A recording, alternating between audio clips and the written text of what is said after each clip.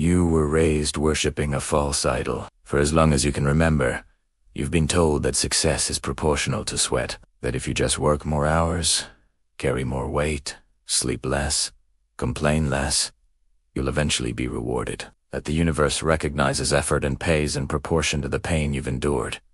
It's a beautiful lie, so perfectly packaged that questioning it feels like blasphemy. But look around with truly open eyes. Are the richest men you know, working the longest hours? Are the most powerful leaders the ones carrying the heaviest loads? Are empire builders the first to arrive and last to leave? No.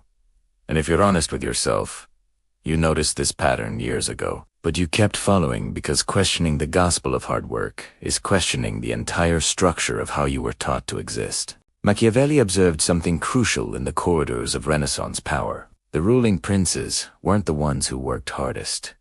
They were the ones who thought most clearly. They weren't the most loyal or dedicated. They were the most strategic. And there's a fundamental difference between working tirelessly and working intentionally.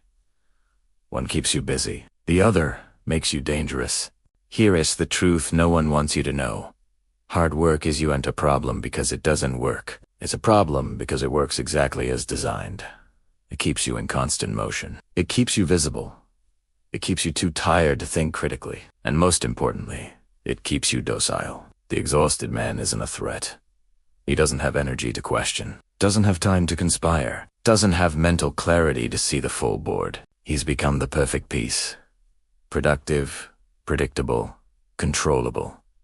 And you were taught to be proud of this, to post about it, to wear exhaustion as a badge of honor. Slept for hours, worked the weekend, haven't taken vacation in years, as if self-punishment were synonymous with ambition. But ask yourself, who benefits when you're always too busy to think? Who wins when your identity is tied to how hard you work, not how effectively you achieve? Who thrives when you measure success by input instead of output? The machine to keep you busy, there's an entire industry built on glorifying movement without direction. Books about waking up at 4 a.m.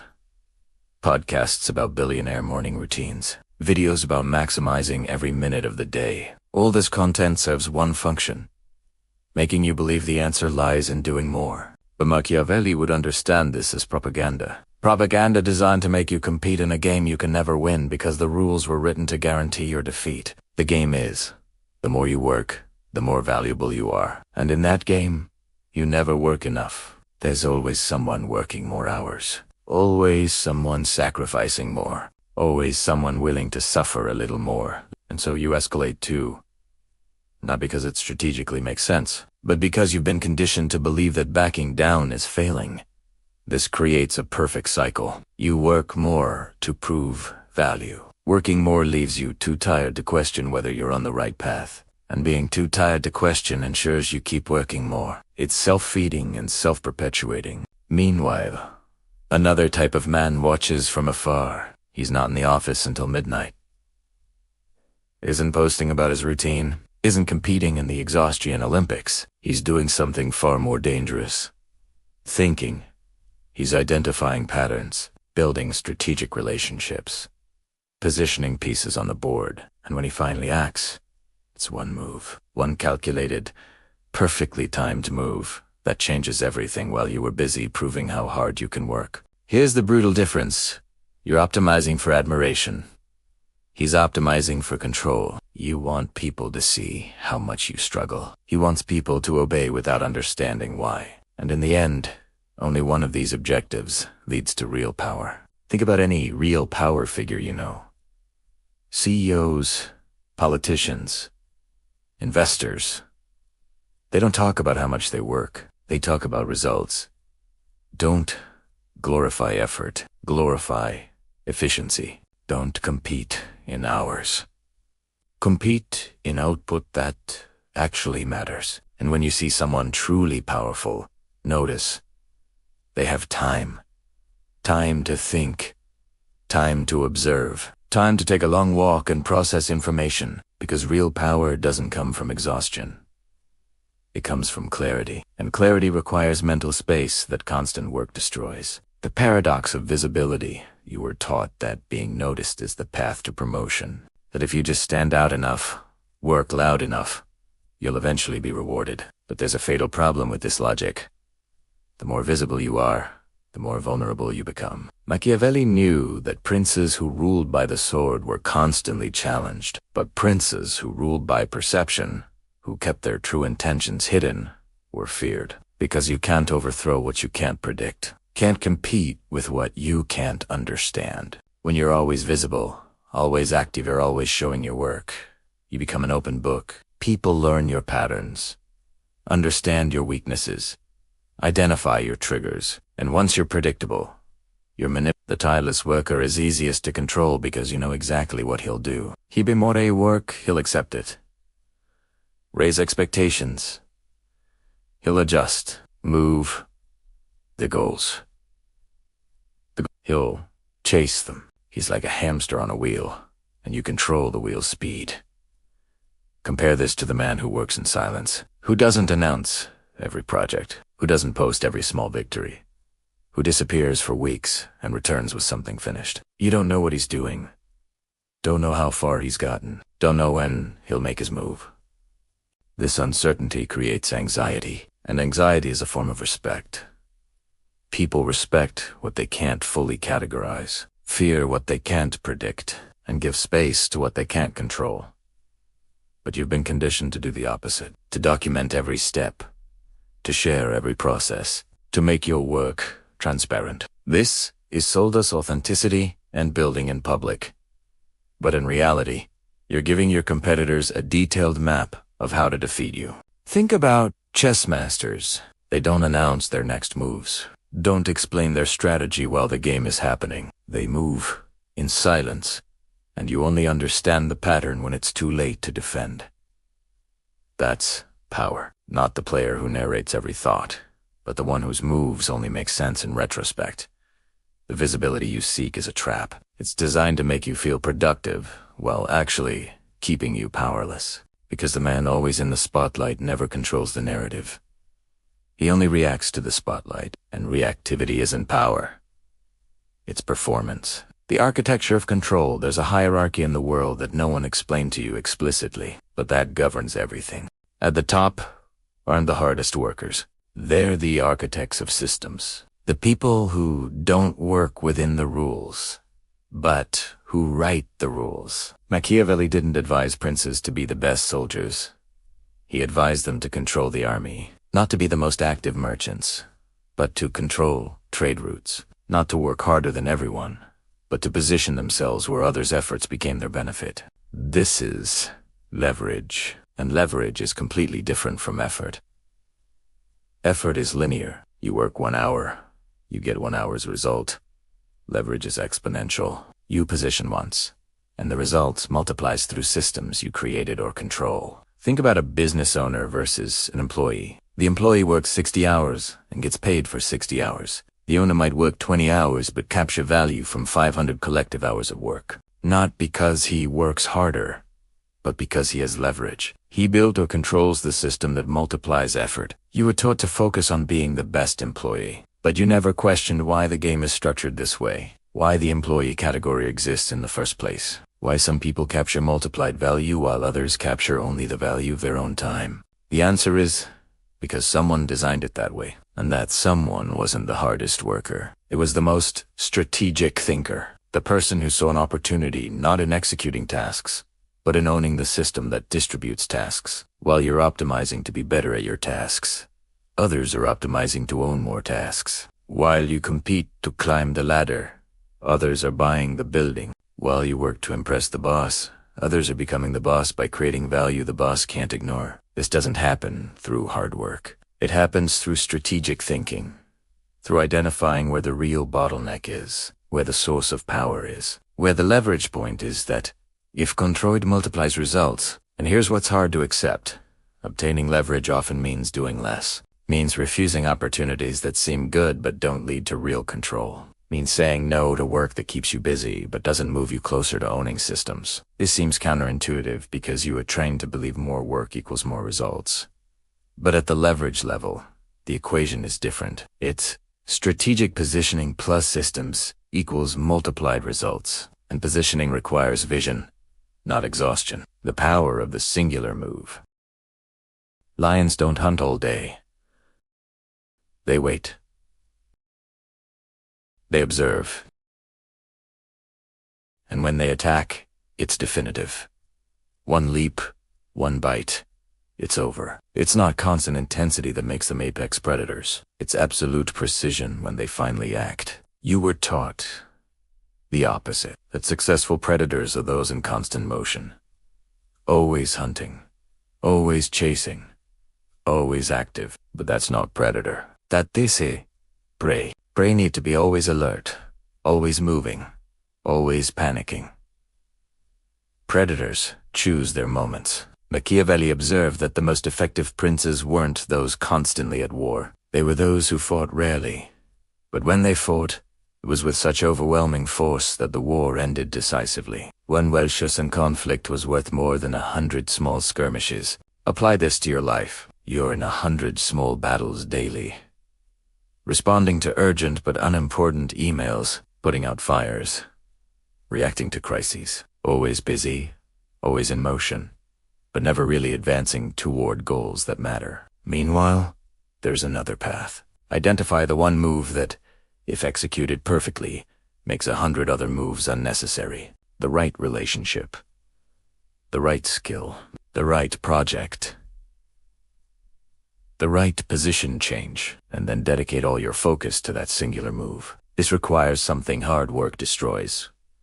Discernment, the ability to distinguish between what's urgent and what's important, between what seems productive and what actually moves you toward power, between movement and progress. Most don't have discernment because they're too busy to develop it. They're in constant reactive mode, responding to what's in front of them instead of proactively choosing where to apply attention. And without discernment, you can work 80 hours a week and go nowhere. The singular move requires patience, requires comfort with apparent inactivity, requires confidence that when you finally act, the impact will compensate for preparation time. And this goes against all conditioning you received about always being busy. But consider, a sniper waits hours, sometimes days, completely still, and then pulls the trigger once. One bullet, one target. Eliminated. Compare with an infantry soldier firing hundreds of bullets in chaotic battle.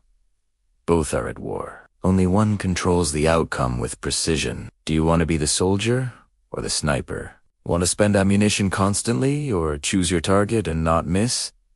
Because you don't have infinite energy, don't have infinite time. And if you spend your resources in constant motion, you'll have nothing saved for the move that actually matters. The liberation of detachment hard work becomes addiction. And like all addictions, it serves a psychological function. Avoiding something deeper. Specifically, avoiding the scary question. What if I stop working and realize I have no clear direction? For many, constant work is anesthesia. It's a way to feel productive while avoiding confronting whether you're being effective. It's a way to seem ambitious while avoiding defining what ambition actually means to you. It's movement masking absence of purpose. Machiavelli would be brutal about this. He'd say the prince without clear direction is the prince who will be manipulated by those who have direction. That movement without strategy isn't strength, it's weakness in disguise. And this is where detachment becomes essential. You need to detach from the narrative that your value comes from how much you work. Need to detach from the validation that comes from others seeing your effort. Need to detach from the identity of tireless worker because that identity keeps you trapped.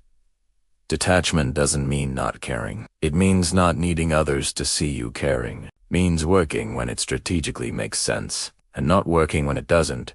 Means measuring success by results, not BF. Means being comfortable, doing less, if less is more effective. This is terrifying for most, because their entire self-esteem structure is built on work. Remove work, and they don't know who they are. But this dependency is exactly what keeps them controlled. When you detach from needing to work hard to feel valuable, you become free to make real strategic choices. Can refuse projects that don't move you toward your goals. Can invest time in thinking instead of just executing. Can disappear when necessary without guilt. And this freedom is what scares systems that depend on your work. Because the worker who doesn't need work to validate his existence is the worker who can negotiate from a position of strength, can make demands, can leave, and therefore must be respected in ways the desperate worker never will be. Detachment transforms work from identity to tool. And when something is a tool,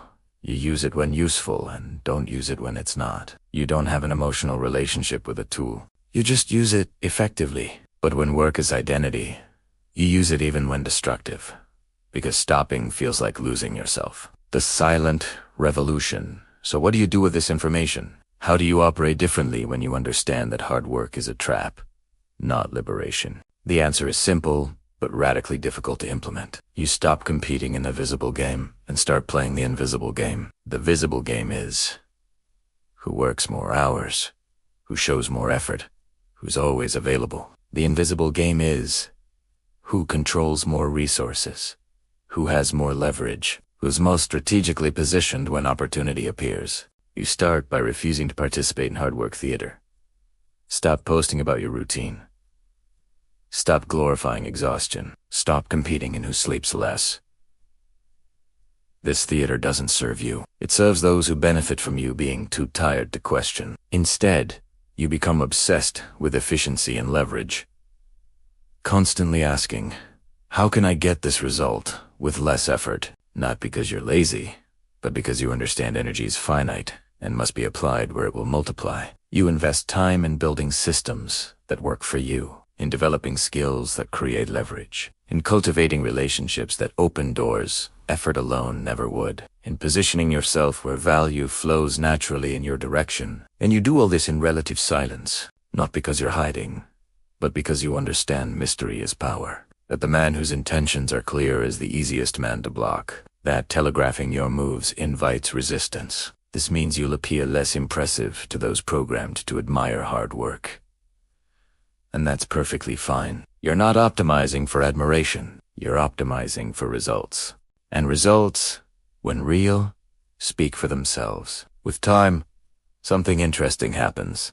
The people who are working harder than you stagnate or burn out, while you, through strategic positioning and selective movement, advance in ways they don't understand. And when they ask your secret, you can't really explain, because the secret is stopping playing the game they think matters. You've become a player of a different game, a game most don't know exists, a game where victory isn't announced, it's owned, where power isn't performed, it's exercised, where success isn't proven through exhaustion, but through quiet and unquestionable control. And once you're in this game, going back to the old one is impossible, because you've seen the emperor has no clothes, that the glorification of hard work was always about keeping you domesticated.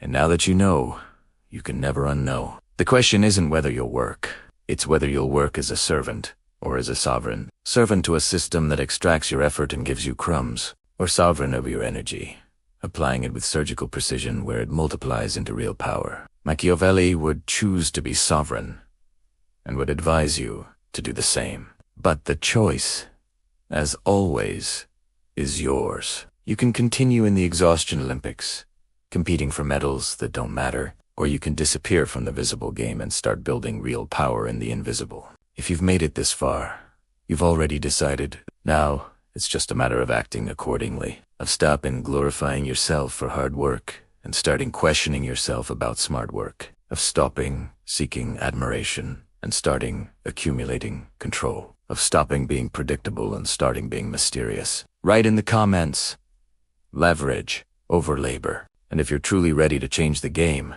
share this with someone trapped in the trap, because the greatest rebellion you can make is refusing to participate in the system that depends on your exhaustion.